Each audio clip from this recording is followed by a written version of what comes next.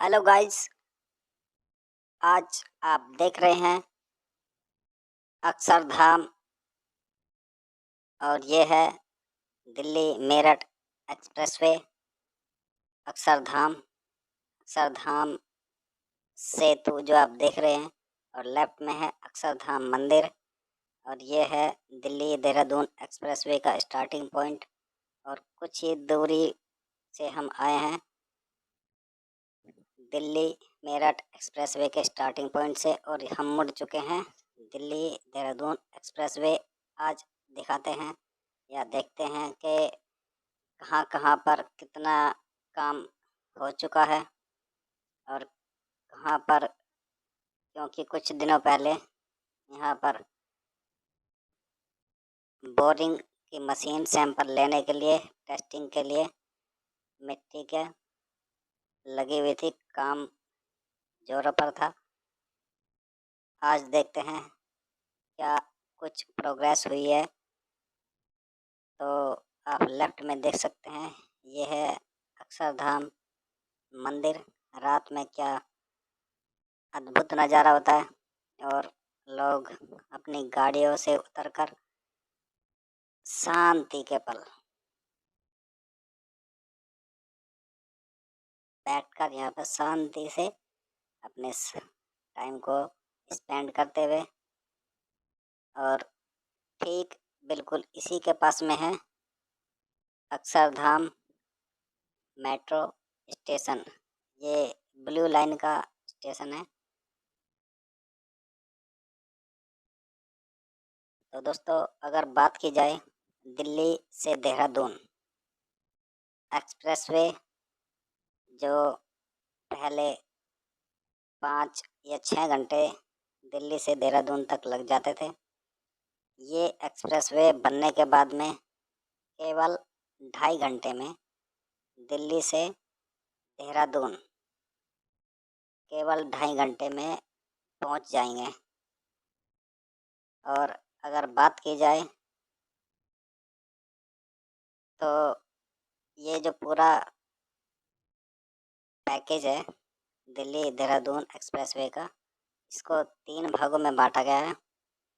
एक पहला चरण जहाँ से हमने शुरुआत की है दिल्ली के अक्षरधाम से शुरू होकर, और ईस्टर्न पेरिफेरल एक्सप्रेसवे का जो जंक्शन पॉइंट है वहाँ तक एक चरण है फर्स्ट, और इसको ब्राउनफील्ड अपडेट नाम दिया गया है। इसका भी 2 और टुकड़े किए गए हैं, एक अक्षरधाम से लेकर और दिल्ली यूपी बॉर्डर पर, जो खजूरी खास से आगे पूछते पूछते जो पावी पूछता है वहाँ से दिल्ली यूपी बॉर्डर तक एक चरण, और वहाँ से और ईस्टर्न पेरिफेरल एक्सप्रेसवे तक दूसरा चरण है। मतलब एक ही चरण के फर्स्ट जो है उसके 2 सब पार्ट बनाए गए हैं और अलग अलग कंपनियों को इनके टेंडर अलॉट हुए हैं। तो यहाँ का कुछ दिनों पहले गीता कॉलोनी पुस्ते से बोरिंग करके मिट्टी के सैंपल उठाए थे।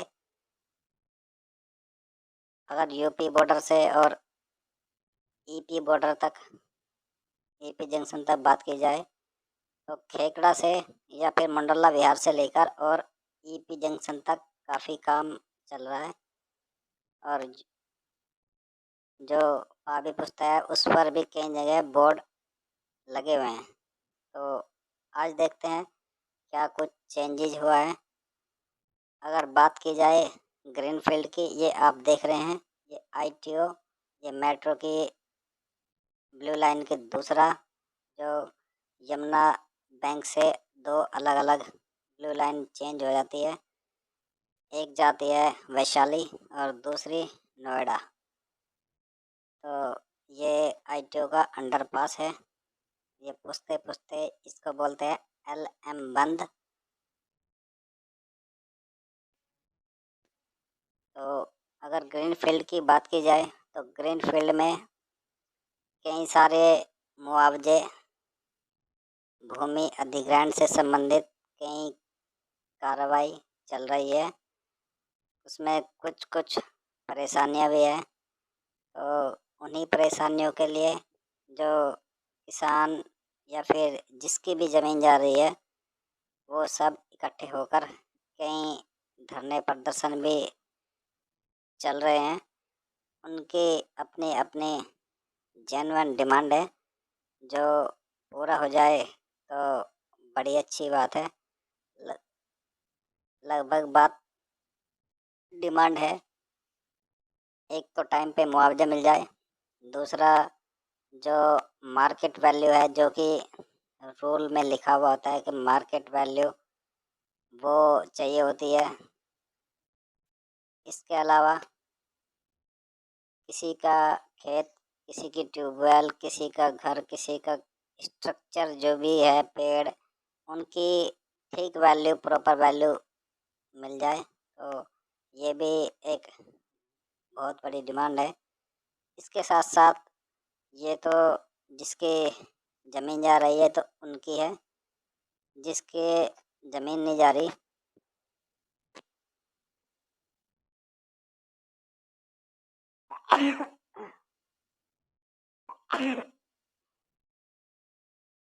कुछ कॉमन डिमांड्स भी है, जैसे रोड, सर्विस रोड, एक्सप्रेसवे के साथ साथ में सर्विस रोड, नालियाँ, अंडरपास, और इसके साथ साथ और भी जो जो नियम रूल में जितने भी बेनिफिट हैं, वो सारे बेनिफिट आसपास के लोगों को मिल जाए, ये उन सब की एक जेन्युइन मांग है। कितनी जल्दी पूरी हो जाए बहुत अच्छी बात है, टाइम पे मुआवजा मिल जाए, और सबसे बड़ी बात कि एक ऑथेंटिक सूचना मिल जाए, क्योंकि ये जो पूरा रास्ता है, दिल्ली के 3 district, district east, district Shahdara और डिस्ट्रिक्ट नॉर्थ ईस्ट, मगर ये दिल्ली में पड़ते हैं और लगभग ये एलिवेटेड रोड होना है, तो यहाँ पर मुआवजा या ज़मीन से संबंधित ऐसी कोई प्रॉब्लम नहीं है। तो यहाँ के जो लोग हैं वो तो पूरे उम्मीद लगाए बैठे हैं कि जल्दी से जल्दी काम पूरा हो जाए, किसी को कोई प्रॉब्लम नहीं है।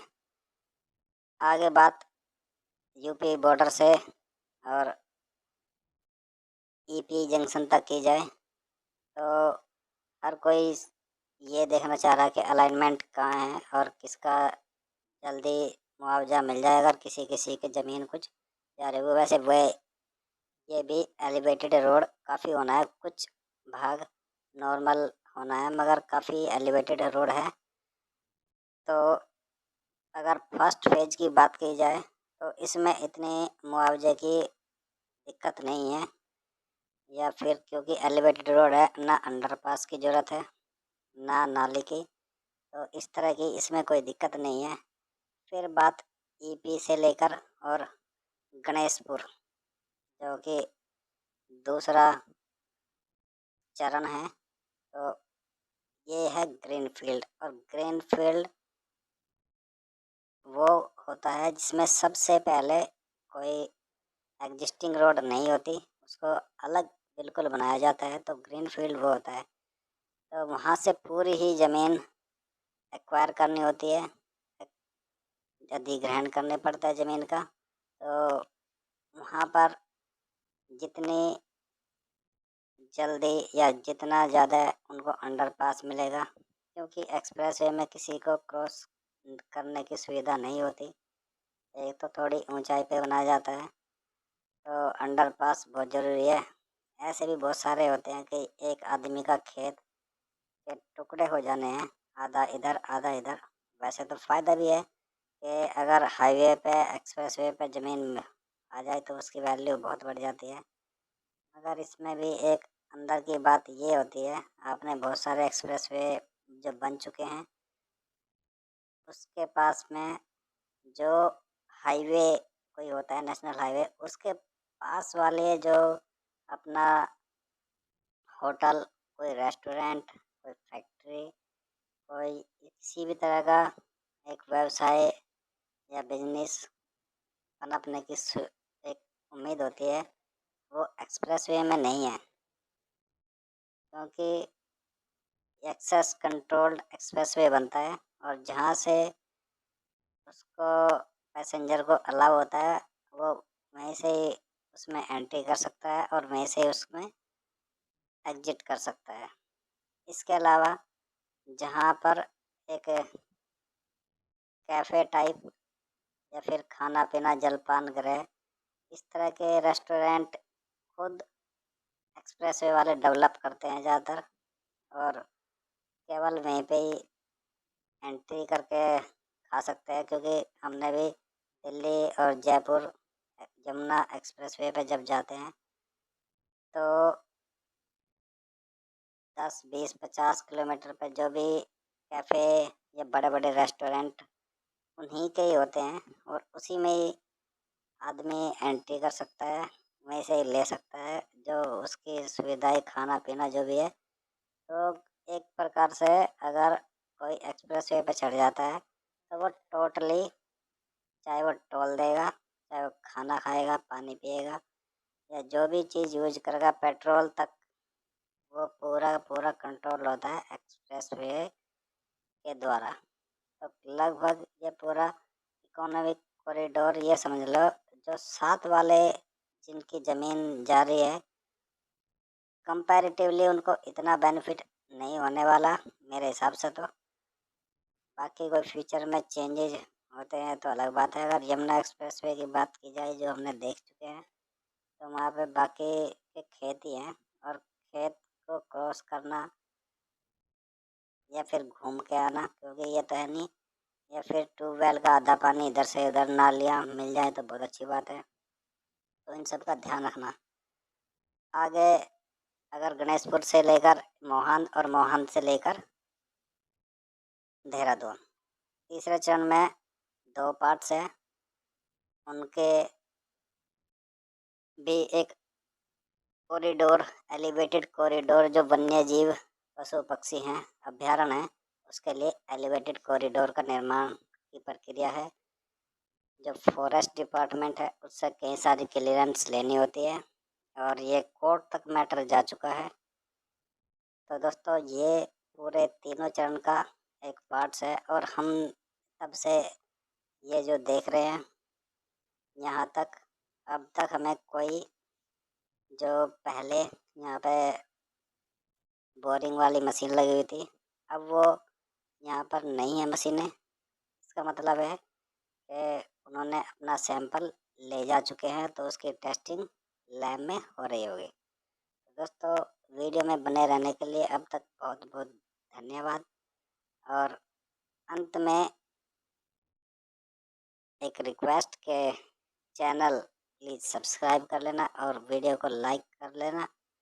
और आपको मिलते हैं हम नई वीडियो पे, और हम पहुंच चुके हैं लोहे के पुल पर, और आगे आप देख रहे हैं दिल्ली की जो सबसे पहले मेट्रो, उसकी फर्स्ट फेज का लाइन, ये दिल्ली के 30 हज़ारी से शुरू होकर और सादरा तक सबसे पहला बना था, और यह शास्त्री पार्क, और यहाँ से एक रास्ता चला जाता है सीधा लेफ्ट में खजूरी की तरफ, और सीधा चल जाता है सादरा। तो आज तक अगर आपको अच्छी लगी है तो दोस्तों कमेंट जरूर कर देना, तो हम उसी टॉपिक पर आगे नई वीडियो बनाएंगे, और मिलते हैं आपको नए वीडियो में। थैंक यू दोस्तों।